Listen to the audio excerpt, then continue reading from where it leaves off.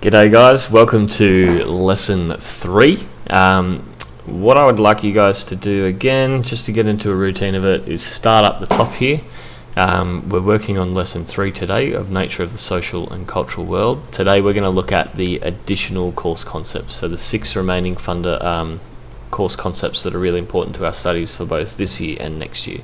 So what I want you to do is highlight lesson 3 there. Highlight the additional course concepts, make sure you put today's date here, and then we'll go to page 10 and get started. So here we go, lesson 3. So when we're looking at our additional course concepts, these are just as important as the fundamental course concepts. A lot of them may feel very similar, but there's a little nuances to them which we'll talk about now. So the first one we're going to look at is power. So power is the ability or capacity to influence someone or persuade them to a certain point of view or action they wouldn't normally do. So what I want you here to highlight is this part here. So this ability for them or someone to influence or persuade others to a point of view or action they wouldn't normally do. Now, power isn't limited to physical prowess, although it's still an important part. Power can be psychological as well. So we're going to highlight here physical and psychological. So power isn't just about, we've got a fist here, so power can be punching someone in the face, but power can also be manipulating someone through your words, or gaslighting them, or something like that. And it might not necessarily always be a bad thing as well to exercise your power. I mean, a lot of the time it is, but a lot of the time it's not. So say you're exercising your power to save an old lady from getting robbed on the street, and you run up and chase the burglar, tackle him to the ground, take the purse back, save the day, be a hero. You're still exercising your power. That's a good example.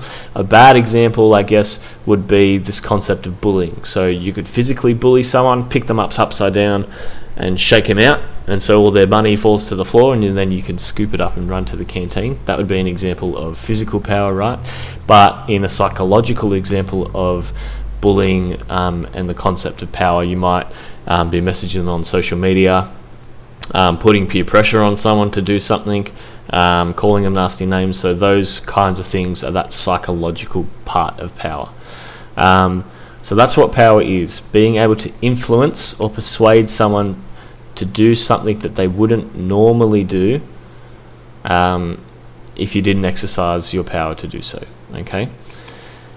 Now the next one is authority. Now power and authority, a lot of people get them mixed up, but they are very close. So like, say for example, I could run up and punch you guys in the face right now. Well, not really, but I have the power to do that, but I don't necessarily have the authority to do that, right? So the authority is the right to make decisions, okay? So in essence, you might want to annotate this above, but it's the right to exercise power. I've kind of done that here, so maybe just highlight that there. So authority can be understood as the legitimate use of power. So for example, I can't run up and arrest someone on the street if I see them not picking up their dog poo if they're going for a walk, right?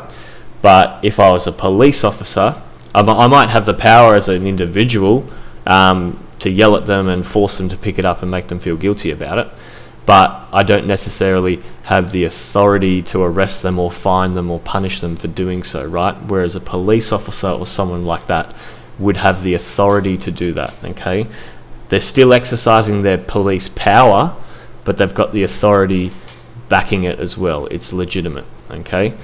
And that's just that example there. Power to physically restrain someone, but I do not have the authority to do so, whereas a police officer would have both. So I think the images I want you guys to sort of link with power and authority is power is like a fist, where you got that physical power, and authority, think of like a judge with a gavel. So it's the right to use power, or you might want to think of a police officer, but that's kind of what I do to kind of help me understand the differences.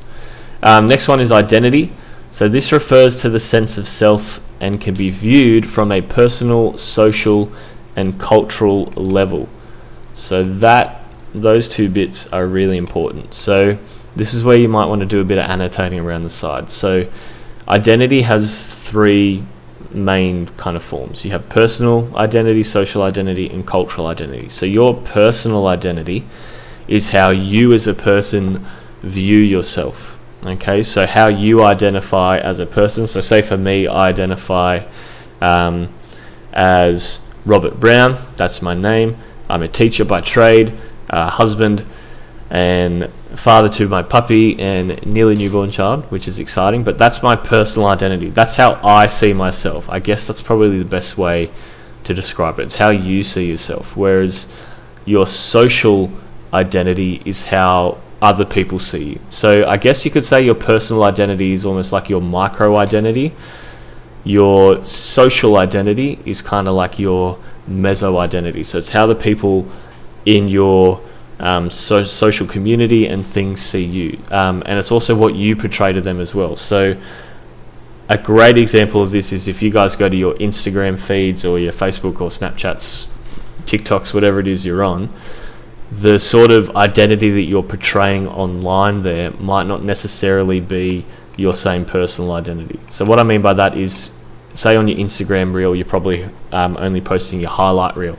So if someone looks at your Instagram, their social identity, they might find, oh, this person's going to the beach all the time.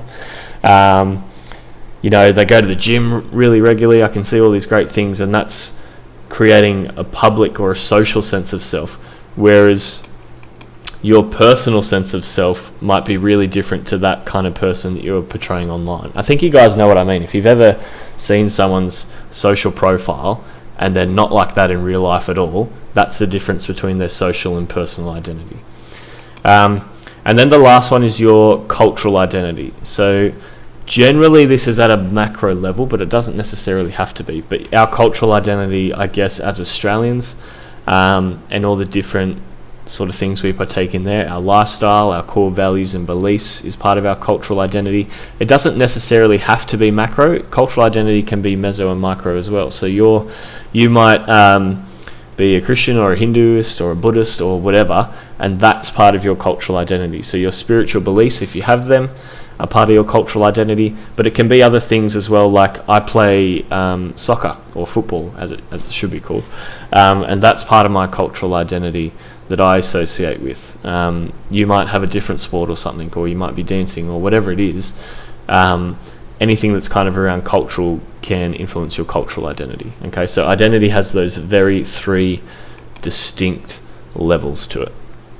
Identity is formed over a period of time, another concept, and is the result of interactions at the micro, meso, and macro levels of society. Just a little sidetrack here. If this was, say, like a sentence in an essay or an exam, can you see how we've integrated heaps and heaps of concepts into this sentence? We've got identity, time, micro, meso, macro, and society. So we've got 6 concepts that are wedged in that one sentence. That's what I mean by, like, in the HSC, people are going to be marking you based on how well you incorporate those concepts into your writing. I could have worded this differently. I could say who you are is formed over a lengthy process and is a result of interactions at your personal, community, and international levels of where you live, right? I haven't used any concepts in that sentence. I've said the same thing, but in this sentence here, I've used lots of concepts. So that's just a side note or an example for you as well. Contributing factors to one's identity: gender, sexuality, family, class, ethnicity, beliefs, social status, group membership, and national pride. That's all really important points there. So how you identify with yourself personally and socially can be influenced by your gender and sexuality. So for example, how you interact socially based off your sexuality. Say if you're on the dating scene, you might go to a gay bar if you're homosexual, but if you're heterosexual, you might just go down to the local pub. So I guess how you're identifying there is very differently. What I mean by class, and you might want to draw a little arrow above here, class is usually based off wealth or status in society. So your wealth and status in society, if you want to write that as a little arrow, that's what we mean there. So, and how that affects your identity. If you're really wealthy, people are going to identify with you as someone who lives a really kind of fancy lifestyle. You might have the flashy car to go along with it. So all those kind of things contribute to how people might see you socially, right? You might be a really genuine person at your personal identity level, but a social identity level you may come across as quite not down to earth. But again, that's where those different layers come in. Your ethnicity. So ethnicity, when we refer to that, that's generally based about where you were born and the kind of ethical and cultural values and norms that are common of people that are born in that area. So that's what ethnicity is. Beliefs, I think you get. Social status, I think, is pretty straightforward. Group membership to your identity. So like I said, like if you're really into sport and you might support the Mariners, you're part of that group social identity of fans that support the Mariners. That's an example of group membership there. And then national pride as well, your identity as an Australian. So this is what I've said here. Identity has dimensions or layers that can create a sense of inclusion in the group or culture. So all of these layers of identity, as we can see, are very complex. One word I want us to be able to understand is inclusion. So if you want to draw a little arrow below that, inclusion is how well you're integrated into society, how well you can fit in, whether you have equal statuses or not. I guess I haven't really given you a summed up version there. So if you want the summed up version, inclusion is, and it's going to sound a little basic, but it's probably the best way to do it, is how you're included in society. So how involved are you? Next one, gender. So gender refers to these socially constructed differences between males and females. So that's probably the most important thing to understand there. Now, a lot of you guys are probably familiar with the term social construct and what it means, but essentially if something's a social construct, it only has meaning because we as a society and culture give it meaning. So what I mean by that is a male or female in Australia has a lot of different expectations on them, and that all those expectations can change depending on the culture you're in. So if we're in Africa or Europe or North America or Asia, wherever we are, how gender is viewed is very, very different. So it's a social construct. It doesn't exist until we give it meaning to exist. But we're going to go more into that in lesson 5.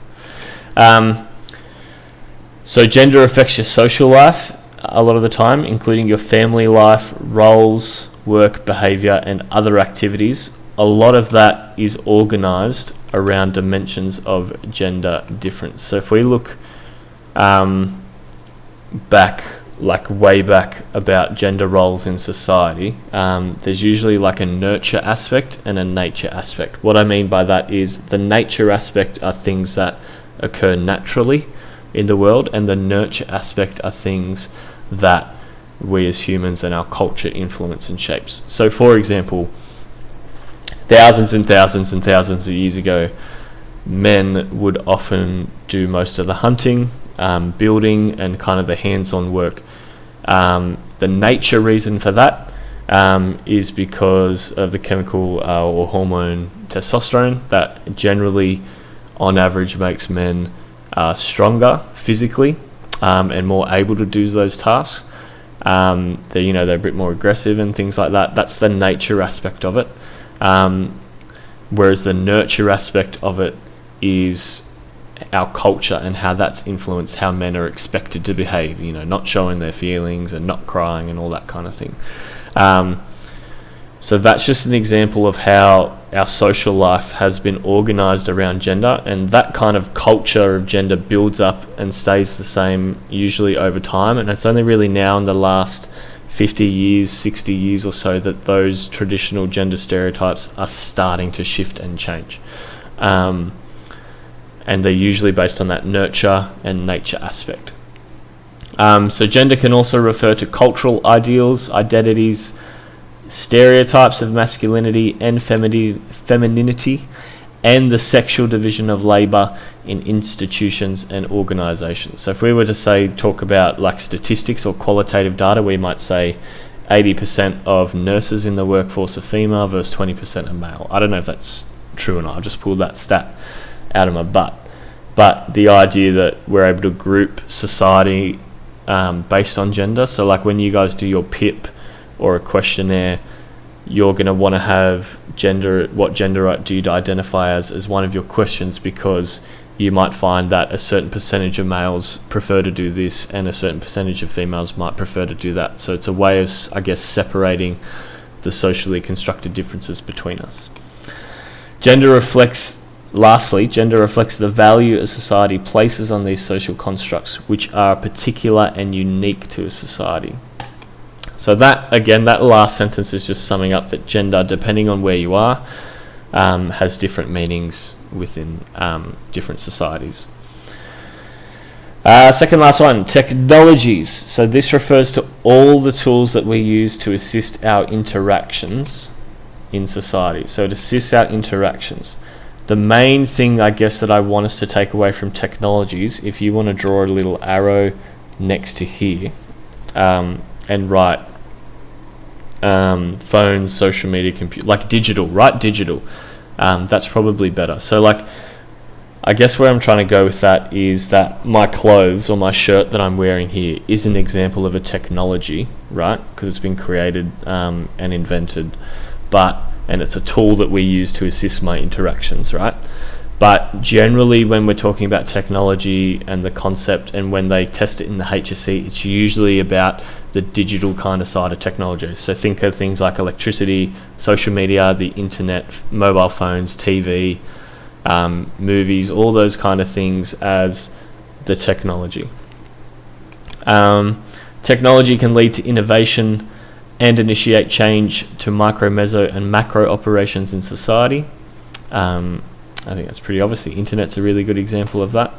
The value placed on technologies at any level of society influences the rate of change to that society and culture. So that's a really big thing as well. So like more advanced societies generally place higher value on technology.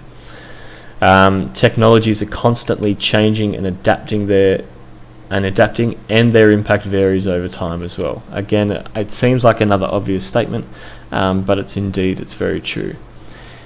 And then communication-based technologies. So I don't know if you want to do an arrow. Communication-based technologies are things like the internet, our phone, social media, anything that helps us communicate.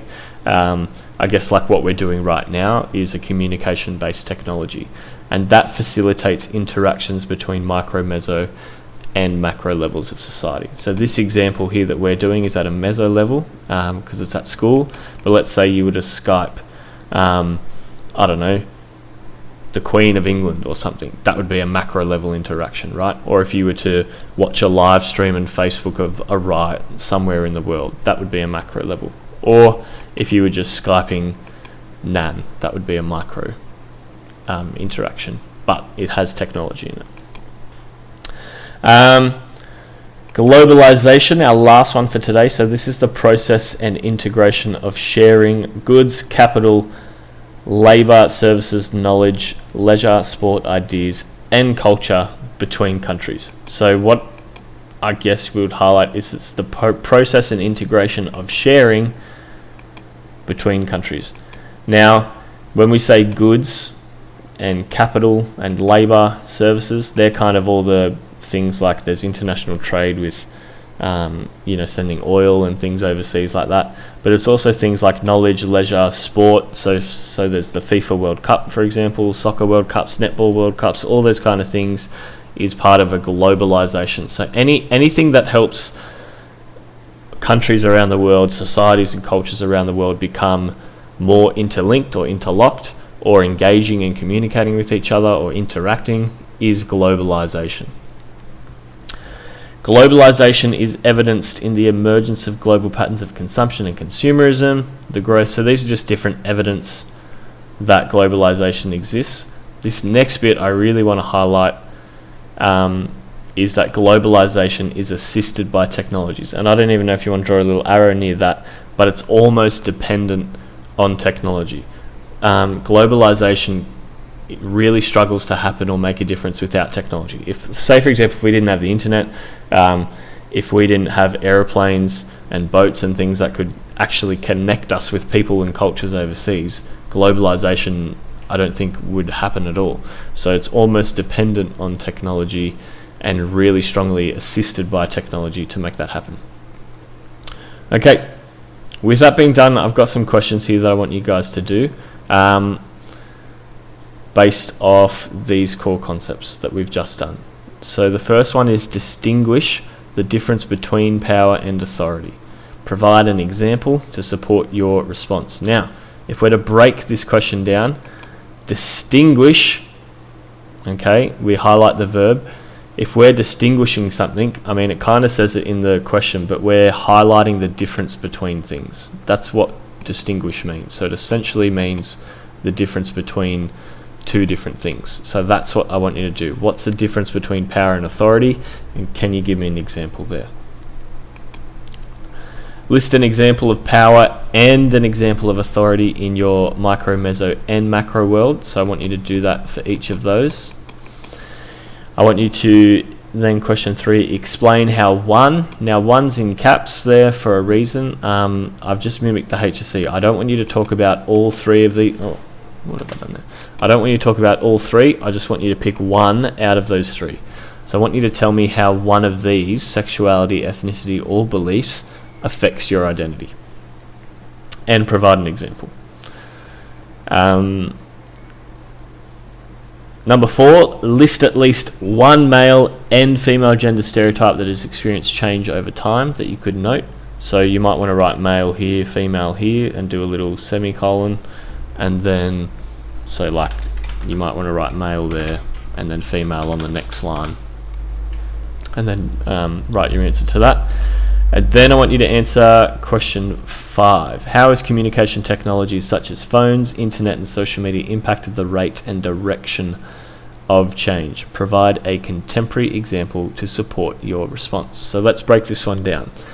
So how has communication technologies?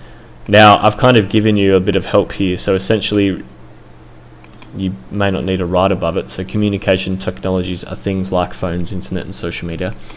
How has that impacted the rate and direction of change? So when something impacts it, it's how has it been affected by it? So the rate and direction of change. So by the rate, we mean how fast has it happened, and the direction of change is has it been positive or negative. And then lastly, I want you to provide a contemporary example to support your response. Now, what contemporary means, and this is a word that we really need to understand and know. Contemporary means new or current. So you're not going to write an example of how Morse code helped people communicate in World War II, because I'm asking you for a contemporary example. So what's something current in today's society in 2021 that you can use to support your response? Give me an example. What I've done here is a visual mind map of course concepts. So there's not particularly anything that I want you to do with these per se. I mean, who apart from that good looking bloke there, but the idea is just that when you think of a concept, it's good to have an image in your head. So I guess with your concept cards, what you can do is on the top right hand side, or maybe on the, so say for example, let's look at time. Your flashcard that you have on time, the side that says time, you might want to draw a little clock next to it.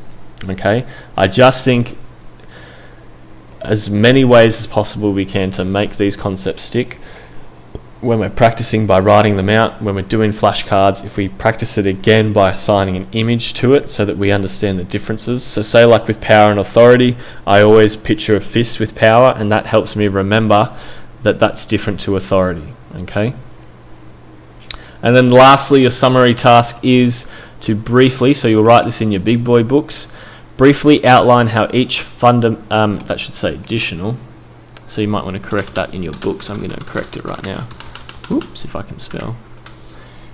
Additional Oh God, not a good day, Rob. Briefly outline how each additional concept affects your personal life and provide examples. So that's just these ones. Okay, so how does power affect your life? Give me an example. How does authority affect your life? You can give me an example there. It might be Mr. Brown told me to do this lesson. He has the authority to do so as my teacher. Therefore, it's affecting me because I'm learning about blah, blah, blah, blah. Okay, so that's it for this lesson. Don't forget to sign off on it up here in the top, and I'll see you in the next one. Bye.